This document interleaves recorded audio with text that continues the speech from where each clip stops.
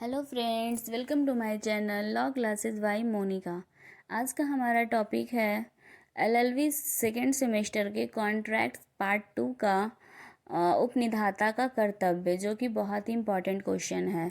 Duties of wheeler.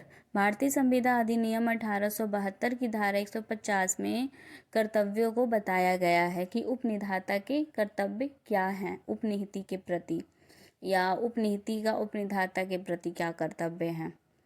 तो आगे बढ़ने से पहले अगर आपने हमारे चैनल को सब्सक्राइब नहीं किया है तो प्लीज़ सब्सक्राइब कर दीजिएगा और बेल आइकन ज़रूर प्रेस करिएगा ताकि आगे आने वाला वीडियो आप तक आसानी से पहुंच सके। और अगर आपको हमारा वीडियो पसंद आए तो प्लीज़ लाइक करना नहीं भूलिएगा। तो चलिए चलते हैं आज के हमारे टॉपिक पे, उपनिधाता के कर्तव्य। सबसे पहले हम उपनिधान का एक वीडियो मैं स्पेशल से बना चुकी हूँ डिटेल में, तो अगर आप हमारा वो वीडियो नहीं देखे हैं तो प्लेलिस्ट में जाकर देख लीजिएगा। उसमें मैं डिटेल में मैं बताई हूँ उपनिधाता, उपनिहिती, उपनिधान क्या है, उसके क्या पक्षकार है, आवश्यक तत्व क्या है, जो कि बहुत इंपॉर्टेंट है। तो चलिए चलते हैं आज के हमारे टॉपिक पे कि अब अधिनियम की धारा 148 में उपनिधाता वह व्यक्ति होता है जो किसी विशेष उद्देश्य के लिए माल या वस्तु उपनीति को प्रदान करता है। उपनिधाता मतलब जो वस्तु को देता है, धाता दाता, जो वस्तु को दिया, उपनिहिती जिसे वस्तु दी जाती है। कुछ कर्तव्य भी भारतीय संविदा अधिनियम 1872 में बताए गए हैं। भारतीय संविदा अधिनियम 1872 की धारा 150 में कर्तव्यों की दृष्टि से उपनिधाता को दो श्रेणियों में बांटा गया। पहला है निःशुल्क उपनिधाता, दूसरा है सशुल्क उपनिधाता। निःशुल्क उपनिधाता क्या कौन किसे कहते हैं? जो व्यक्ति अपने माल का अंतरण बिना शुल्क के करते हैं उसे निःशुल्क उपनिधाता कहते हैं, और ऐसे उपनिधाता के कर्तव्य अन्य उपनिधाताओं से बहुत कम होते हैं। तथा ऐसे व्यक्ति जो अपने माल का अंतरण शुल्क सहित करते हैं उसे सशुल्क उपनिधाता कहते हैं। जो अपनी माल का अंतरण जो है वो बिना शुल्क के करता है उसे निःशुल्क उपनिधाता कहते हैं। मतलब अपनी वस्तु को बिना शुल्क के किसी को भी दे देता है, उधार दे देता है, उसे निःशुल्क उपनिधाता। और जो शुल्क लेता है, अपनी वस्तु को अगर किराए पर दे रहा है, उसके लिए शुल्क ले रहा है, पैसे ले रहे हैं, तो उसे सशुल्क उपनिधाता। उपनिधाता के कर्तव्य निम्नलिखित है। वस्तु या माल में निहित त्रुटियों को प्रकट करने का कर्तव्य, धारा 150 के अनुसार। धारा 150 के अंतर्गत उपनिधाता का यह कर्तव्य है कि माल में अगर कोई ऐसी त्रुटि हो जिसकी वजह से उपनीति को नुकसान हो सकता है तो जानकारी देना आवश्यक है। अगर उपनिधाता कोई माल उपनीति को दे रहा है और उसे मालूम है कि इसकी वजह से उपनीति को नुकसान हो सकता है, तो उपनिधाता का यह कर्तव्य है कि वह उसकी जानकारी उपनीति को दे, परंतु वह उन्हीं वस्तुओं के दोषों को बताने के लिए बाध्य है जिसे वह जानता है तथा जो वस्तुओं के प्रयोग में हानिकारक होंगे। यदि वह इन दोषों से उपनीति को अवगत नहीं कराता है तो इन दोषों के कारण उपनीति को जो क्षति होती है उसके लिए जिम्मेदार कौन होगा? उपनिधाता।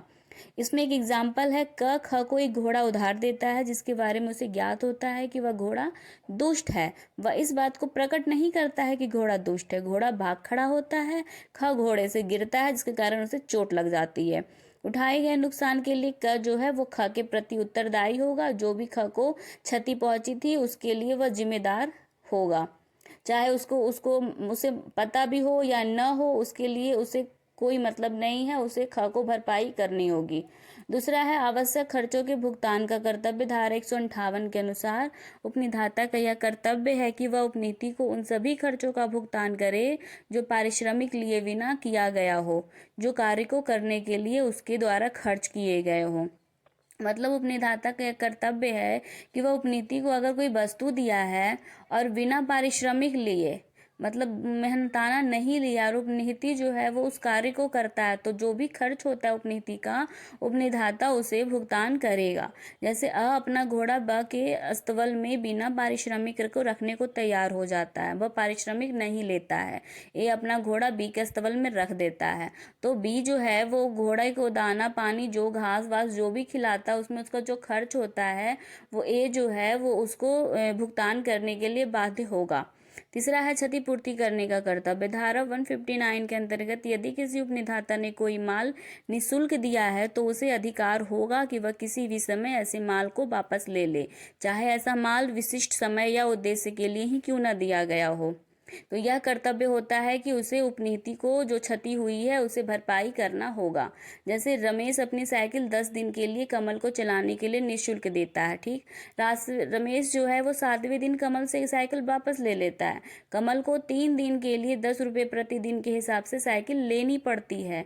रमेश 15 रुपये प्रतिदिन पर साइकिल किसी और को दे देता है। यहाँ रमेश का कर्तव्य है कि वह 5 रुपये जिसको फायदा हुआ है वो उसे कमल को देना होगा। चौथा है उपनिधान करने का अधिकार न होने के कारण होने वाली क्षति की क्षतिपूर्ति करने का कर्तव्य धारा 164 के अनुसार।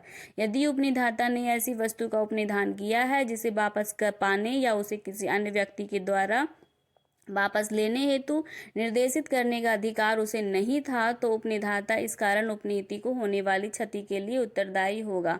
मतलब उपनिधान करने वाली वस्तु अगर उपनिधाता का है ही नहीं और वह उपनीति को अगर दे देता है, तो जो भी उसे उपनीति को जो क्षति होगी वो उसके लिए जिम्मेदार कौन होगा? उपनिधाता, जिसको धारा 164 में बताया गया है। जैसे ए ने बी के पास एक टीवी उपनिधान के रूप में रखा जो ए का नहीं था। एक व्यक्ति सी ने बी पर बात दायर करके वो टीवी ले गया, तो ए वो सब क्षतिपूर्ति देगा जो बी ने उसकी वजह से उठाई है। मतलब वो टीवी सी का था और ए उसे चुरा कर बी के पास उपनिधान के लिए दे दिया, तो बी जो भी खरीदारी किया वो टीवी का, तो उसको जो पैसा लगा वो क्षतिपूर्ति जो भी था उसको देना पड़ेगा ए को।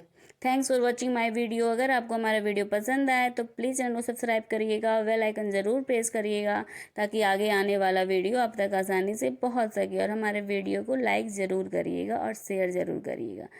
Thank you.